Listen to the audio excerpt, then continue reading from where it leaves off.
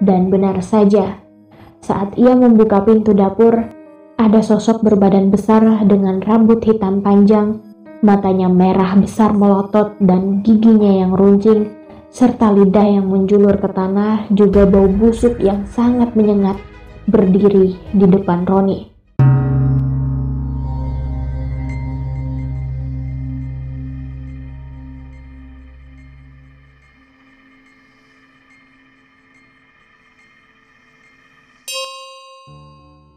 Kembali lagi di channel Miss Mistis, dan kali ini Miss akan menceritakan tentang sekelompok mahasiswa yang pergi KKN di Desa Lembah Matahari. Namun sebelum melanjutkan ceritanya, sebagai bentuk apresiasi kalian terhadap channel ini, jangan lupa untuk memberikan like, komentar positif, dan subscribe-nya. Selamat menyaksikan.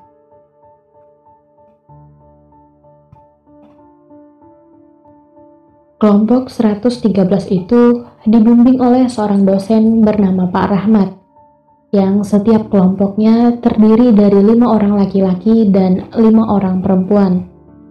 Mereka adalah Ayub, Bahdim, Rian, Roni, Joko, Rosa, Indah, Rere, Pipit, dan Agustin. Kelompok 113 itu sepakat memilih Ayub sebagai ketua kelompok. Singkat cerita, hari yang ditunggu-tunggu pun tiba.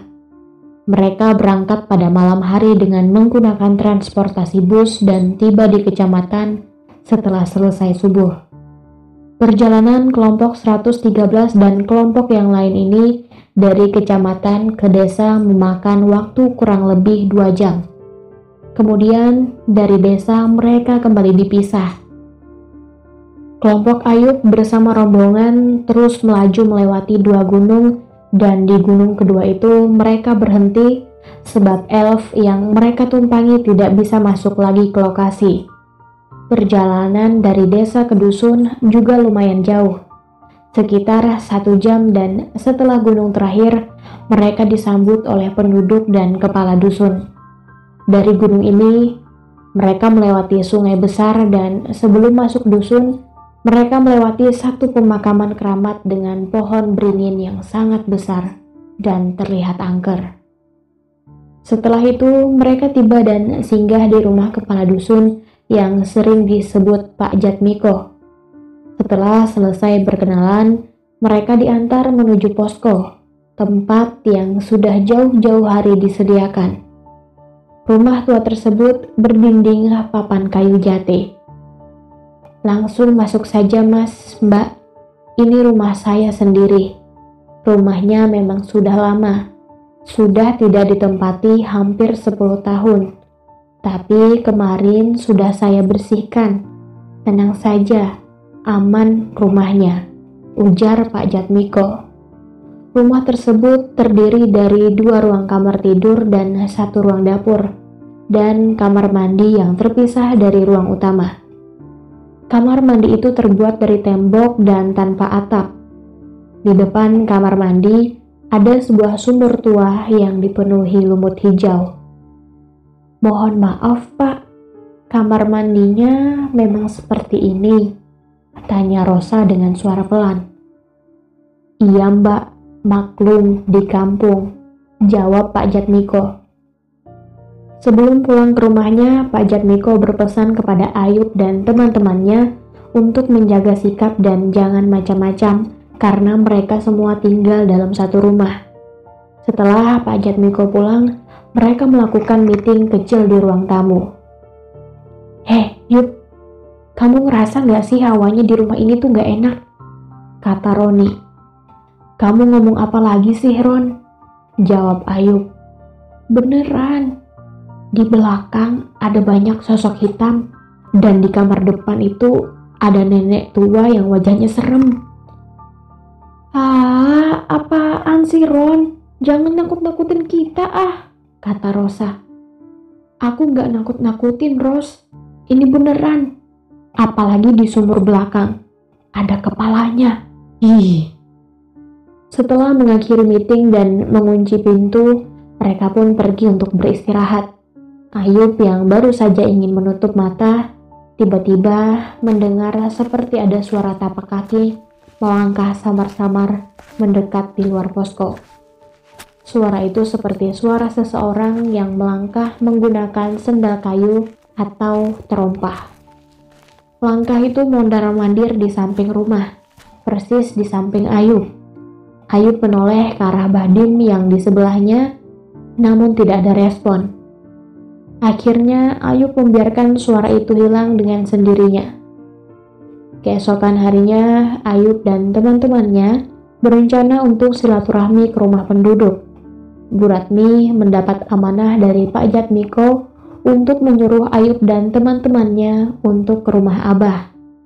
Abah ini adalah sesepuh di dusun ini, dan ternyata kedatangan mereka sudah ditunggu-tunggu oleh Abah. Setelah berkenalan dan menyampaikan program kerja, mereka pun pamit untuk berkenalan dengan penduduk yang lain. Namun ternyata, suasana di dusun tersebut sangat sepi dan akhirnya mereka memutuskan untuk pulang saja. Malam kedua, kejadian yang sama dialami Ayub seperti malam sebelumnya. Namun Ayub lebih memilih diam dan tidak menceritakannya kepada siapapun. Hari kedua, mereka mencoba mendatangi rumah penduduk lagi, lalu mendapati 2 orang yang sedang berjemur sambil komat-kamit. Merasa tak enak, Ayub dan teman-temannya kembali ke belakang rumah terdekat hingga mereka masuk ke halaman rumah kayu yang pintunya terbuka. Itu adalah rumah Pak Huda. Setelah berkenalan, Ayub tanpa basa-basi menanyakan tentang 2 tetangga Pak Huda yang mereka temui barusan. "Pak, orang itu lagi ngapain, Pak?" "Lagi berjemur, Mas. Itu biasa penduduk sini kalau pagi kegiatannya berjemur. Masalahnya kalau malam sangat dingin," jawab Pak Huda. "Oh gitu, Pak. Soalnya mau bertamu ke rumah orang-orang itu saya jadi sungkan." "Langsung aja, Mas. Nggak apa-apa," kata Pak Huda. Mereka akhirnya mendatangi rumah tetangga Pak Huda, dan saat sampai di batas pekarangan rumah orang itu, mereka mencium bau kemenyan. Mereka hanya saling berpandangan karena merasa aneh. Setelah sampai di pekarangan, Ayub dan Roni melihat di pojok ada benggolo dengan jelaga tipis yang tersembul ke langit. Dari situlah sumber wangi kemenyan merah menyeruak. Kegiatan jalan-jalan itu berlanjut hingga sampai di sebuah masjid. Mereka mendengar desas-desus bahwa ustadz yang menjadi takmir masjid tersebut mempunyai citra yang negatif di mata warga. Namun, mereka belum sempat bertemu dengan sosok ustadz tersebut.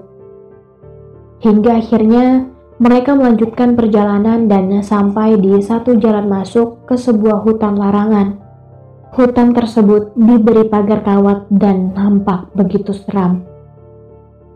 Malam hari ketiga, mereka melakukan rapat evaluasi. Di tengah-tengah rapat, Roni meminta izin untuk buang air kecil ke belakang. Namun, baru saja sampai di dapur, ia mencium aroma busuk dan seketika itu juga Roni mencari sumber dari bau busuk tersebut. Dan benar saja, saat ia membuka pintu dapur, ada sosok berbadan besar dengan rambut hitam panjang, matanya merah besar melotot dan giginya yang runcing, serta lidah yang menjulur ke tanah, juga bau busuk yang sangat menyengat, berdiri di depan Roni.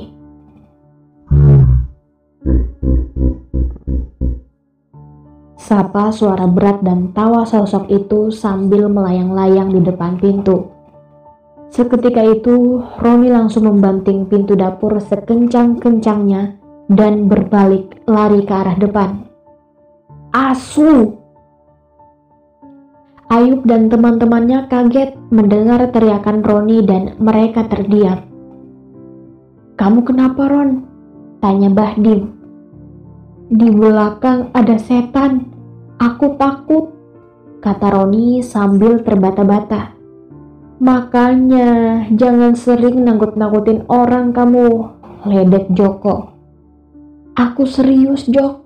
Lihat saja ke belakang kalau tidak percaya." bentak Roni kesal. Oke, aku ke belakang sekarang, kata Joko.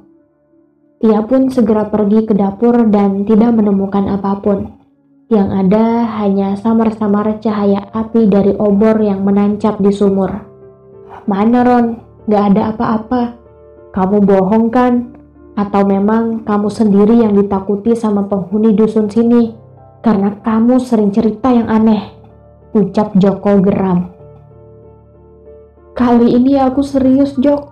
Sumpah, aku gak bohong sama kalian. Semua yang aku ceritakan tentang sosok di dusun ini memang benar apa adanya. Kalau ngomong makin ngelantur kamu Ron, sahut Joko. Karena merasa kesal dengan Joko, akhirnya Roni keluar dari ruang tamu dan duduk di pos depan rumah. Di tengah lamunannya, Roni melihat ratusan kelelawar besar bermunculan di depan poskonya. Kelelawar itu terbang berarak menuju arah gunung. Lalu dari pintu rumah depan yang tak berpenghuni itu, terlihat ada sosok yang keluar tanpa membuka pintu. Makhluk itu menembus pintu rumah. Sosok laki-laki itu berwajah gelap, tinggi besar dan kuping memanjang sampai ke tanah dan berwarna merah. Makhluk itu juga bersayap seperti kelelawar serta membawa tongkat. Roni yang melihat hal itu sontak kaget dan langsung berkata kasar, "Asu, setan apa lagi ini?" Lalu Roni berlari kembali masuk ke dalam posko. Setelah evaluasi berakhir, mereka kembali ke kamar masing-masing. Di bilik kamar perempuan, Rosa dan Indah sudah bersiap tidur di ranjang. Sementara Agustin, Pipit, dan Rere memilih tidur di kasur bawah. Rere tidur paling dekat dengan ranjang dan wajahnya menghadap lorong yang gelap di bawah ranjang. Di tengah lelapnya tidur, tiba-tiba seperti ada suara berat dan serak yang memanggil nama Rere. Suara wanita itu seperti sedang kesakitan. Rere.